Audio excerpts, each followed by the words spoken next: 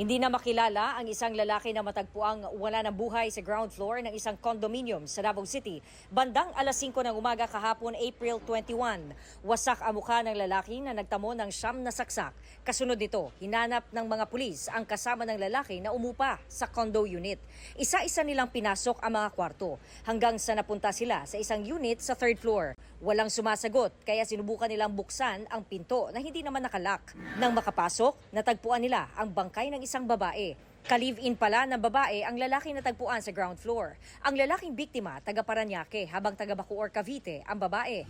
Bumisita lang sila sa Davao City upang manood sana ng concert. Lumalabas sa investigasyon na umupa ang babae ng condo unit. Alas 11 ng umaga nung Sabado nang dumating ang babae sa condo. Sumunod namang dumating ang lalaki alas 5 ng hapon. Isinantabi na ng pulisya ang anggulong pagnanakaw dahil walang nawala sa gamit ng mga biktima. Based dun sa evidences at saka mga gamit na nandun sa room, intact yung gamit nila, pati pera nila and the IDs. And then dun sa room din, we found out na may kutsilyo, may dugo, and then everything na belongings na is nandoon. So we believe na before the incident, nagsama sila sa isang room. Ang sinisilip daw na motibo ng pulisya, We are looking at is yung crime of passion. Secondly is, it seems na why is it na yung victim number 1, yung lalaki, is may stab wounds. Kung nahulog man siya dito sa 6th floor, kasi sa 6th floors kasi, may nakitang fingerprint, bakas ng dugo. It seems na kung titingnan natin is doon siya nahulog. However, doon sa traces ng dugo from the room papunta sa 6th floor is wala kayong makita na traces ng dugo. It seems na may gumawa ng krimen, binuhat yung lalaki at ihinulog doon sa 6th floor kaya siya nahulog sa baba. may 2 persons of interest na ang pulisya. Humarap na ang isa sa investigasyon habang hinihintay pa nilang humarap ang isa pa. Isa umano sa kanila ang nag-book ng condo unit ng babae. Para sa GMA Integrated News, ako si John D. Esteban ng GMA Regional TV 1 Mindanao, ang inyong saksi.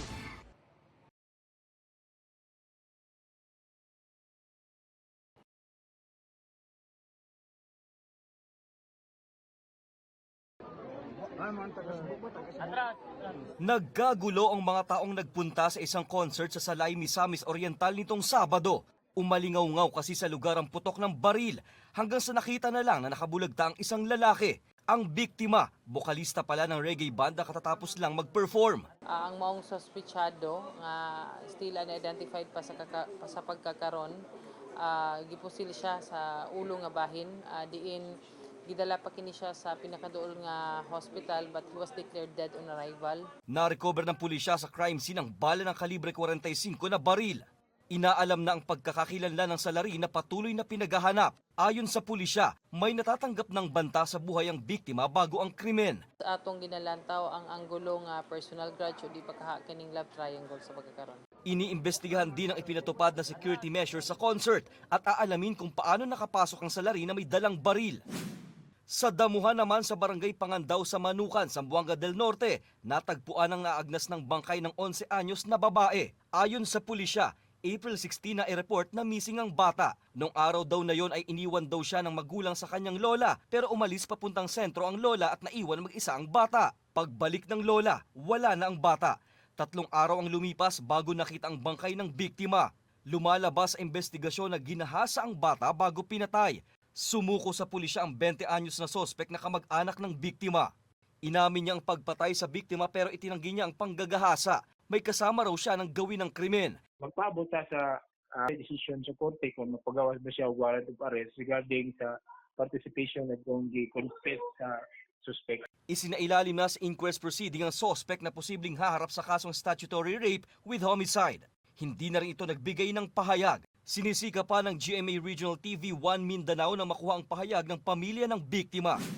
Sa San Jose, Batangas, patay ang 39 anyos na lalaki matapos tumama ang ulo sa gutter ng kalsada. Ayon sa pulisya, sinuntok ng 3 lalaki ang biktima. Dead on arrival ang biktima na nagtamo ng matinding pinsala sa ulo. Alitan sa inuman ang isa sa nakikitang dahilan sa krimen. Itong victim natin, allegedly nakapagbitaw siya ng mga salitang pagbabanta dahil sa kasama niya sa inuman. Naitulak, tumama allegedly yung ulo ng victim natin sa cemented pavement nung lugar na yon, and nagkaroon ng another blow, sinuntok 3 beses pa nung suspect natin yung victim. Arestado na ang 16 anyo sa sospek at sumuko na ang dalawa pa nitong kasamahan. Depensa ng isa sa mga sospek.